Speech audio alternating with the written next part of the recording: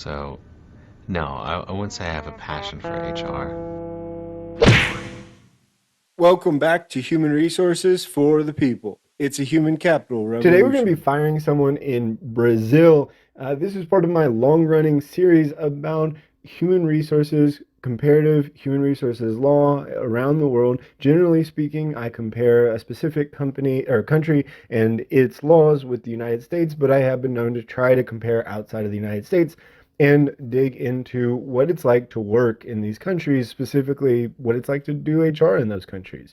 And this one is going to cover termination in Brazil. You can check out my videos on Iran, China, all sorts of interesting countries where I talk about hiring and firing in those countries. This article comes to us from Lexology, link down below. Check it out. And this article is written by Seskan Baryu. They're employment lawyers. So check out that link if you want to learn more. In Brazil, there are 5 types of termination, and we're going to go over each one. If there's termination without cause, the employer doesn't actually have to tell you why, but it does cause the payment of the salary balance, a notice of termination, so they have to give you some sort of information regarding it, probably the date. The state of Tennessee requires that, as well as the vacation and 1/3 of a vacation bonus. In addition, a proportional 13th salary and a 40% severance fund fine over the balance of the employee's account, and then the employee is then entitled to withdraw the balance and receive unemployment insurance. So it doesn't seem like these are very significant penalties. I suppose that the severance fund fine is pretty valuable. I mean, that effectively funds their unemployment insurance. A resignation by the employee effectively does the same thing, except you don't have to pay the 40% fine into the unemployment insurance. Indirect termination is fairly similar. It's misconduct on the behalf of the employer, and it triggers the same payments as termination without cause. So it's effectively indirect termination is in termination without cause. So the employer just has to pay a certain amount of money to the fund, and then all the vacation payouts, etc., in order to do an indirect termination. You can read the long list of termination for cause here. I think that these are quite interesting. It really depends on what the level is. For example, one of the terminations for cause is an act of dishonesty. Well, people can be dishonest all the time, and maybe inadvertently. Is that sort of de minimis concern actually, termination for cause? Because I feel like you could just simply zero in on any act of dishonesty in order to terminate someone, and it would be still for cause, and you wouldn't have to pay the 40% unemployment insurance. You wouldn't have to pay any other bonuses. And I just don't, I think that that's a really important question. If you practice HR in Brazil and you're listening to this, watching this, let me know what you think. Tell me about what that looks like, and maybe we can sit and talk on this channel. In addition, there's other ones like habitual alcohol intoxication in the workplace. So it's actually not, just one time drunk. You can be drunk multiple times, and that what ultimately gets you fired.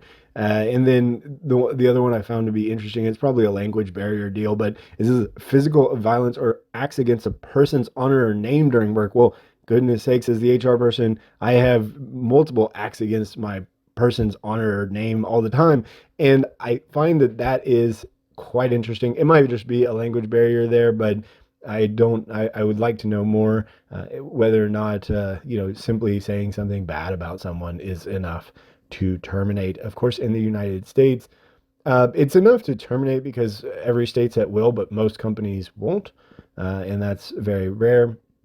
If you're terminating without cause, you need to give at least 30 days and then 3 days added per year of work. So if you have worked there 10 years and it's without cause, in theory, you need to be given 2 months. That's a little bit up to 3 months.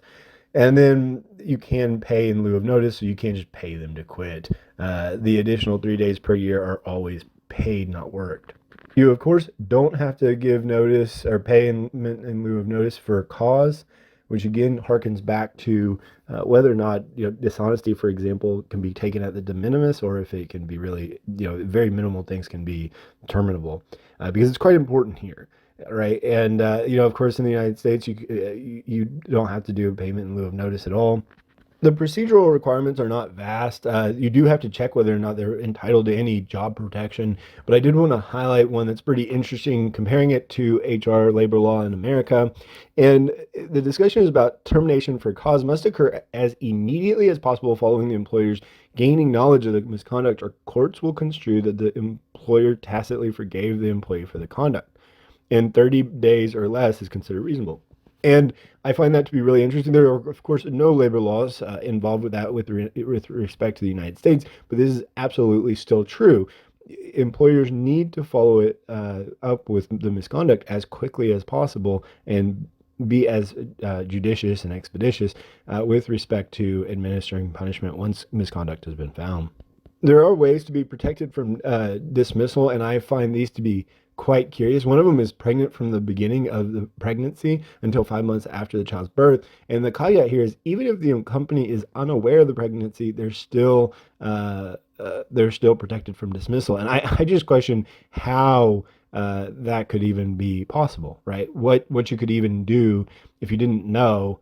I guess that's where the question period where you have to verify whether or not they're protected from dismissal. Because, for example, I get the impression that you would almost have to ask, okay, are you pregnant, and then go from there. In addition, they can't be suffering the effects of work-related illnesses or accidents, which, in the United States, I think many people think that workers' comp protects you. That's not entirely true. You can still be fired for a cause even during workers' comp.